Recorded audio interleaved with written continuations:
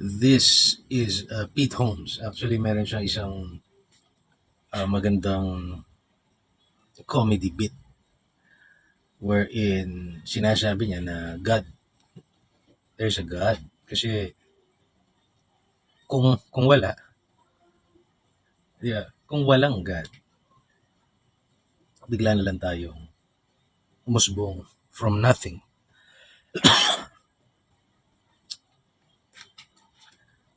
Parang, ano yung katotohanan doon? Nothing. Parang ganun, walang katotohanan kasi yung pag-usbong natin, merong nag-design. If there's a design, there must be a designer. Maganda yung mga sinasabi ito. However, ngayon, napanood ko siya sa isang reel and I was saddened. Nalungkot ako kasi hindi na siya yata naniniwala sa Diyos kasi uh, wala siyang bisyo, mabuti siyang asawa, pareho silang Christians ng kanyang napangasawa, pero niloko siya ng asawa niya. And parang nalulungkot siya kasi parang I did everything correctly, lahat ng sinasabi mo. And then suddenly, bakit ganito? Para bagang nagbabayad raw siya sa mafia tapos sinunod pa rin, o sa ating mga Pilipino, nagbabayad ka sa NPA tapos sinunod pa rin yung bakery mo, yung bahay mo, yung tindahan mo. Naalala ko lang yung sinabi ni Mike Tyson na if you are favored by God, you're also favored by the devil. Kasi if God gave you gifts na makakatulong sa kapwa mo in the service of the Lord, you're also a target of the devil. If you are favored by God, you're also favored by the enemy.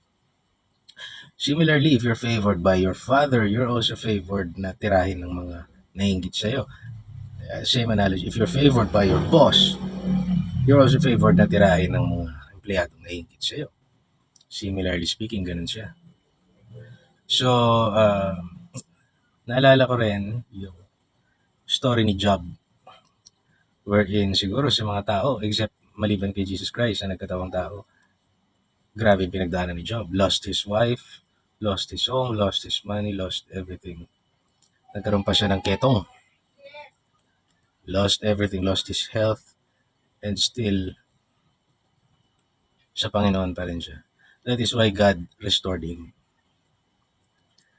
So, minsan mahirap para sa atin yan. Ako hindi ko siya sinisisi. Hindi ko siya, nangyayari din sa akin yan. Ako nga, minsan, pinipilit kong palakasin yung faith ko, pero naipit lang yung kamay ko. Oh, minsan, Lord, bakit naman nangyari to? Minsan, mapapaganon kayo, which is wrong.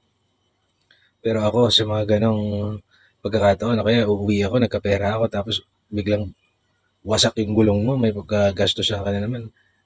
Tangina, 13,000, 2 gulong. Wala ka na naman pera. Shit happens, di ba? Lord naman. Nagkapera ako, tapos biglang wala, di ba? Pero hindi natin nakikita na, siya, dapat ipagpasalamat ko pala yun. Nagkapera ako, may pinagkagastosan ako, di ba? I mean, we are very weak.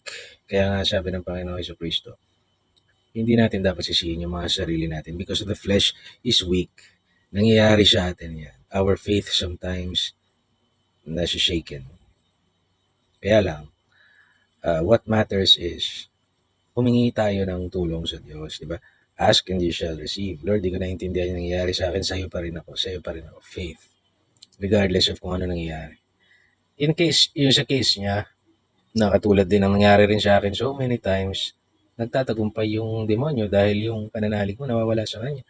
The mission is not gawin kang evil eh. The mission of the devil is ilayo ka kay Kristo. Kasi maraming magsasabing atheist na okay lang, atheist ako, hindi naman ako nananakit ng kapwa, mabuting tao naman ako. Yes, but we are here to worship the Lord. We are here to honor Him, to give glory to Him. Pag ini-exercise natin yung mga gifts natin, pagka nakikinabang tayo dun sa mga gifts natin, pagka nag-struggle tayo sa mga inadequacies at kahinaan natin, we are here to praise Him.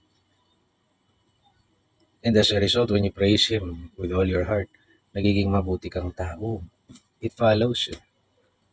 We always think, kahit na wala na akong masyadong pera, bigyan ko pa rin itong taong tutulungan ko, baka kailangan niya. That is Jesus na nangungusap sa iyo eh. It's very hard to do. It's very hard to do. Naiintindihan ko siya actually. So, sana may panalangin natin siya na magbalik siya muli sa Panginoon. At tayong lahat ay sana hindi tayo malayo sa Panginoon. God bless.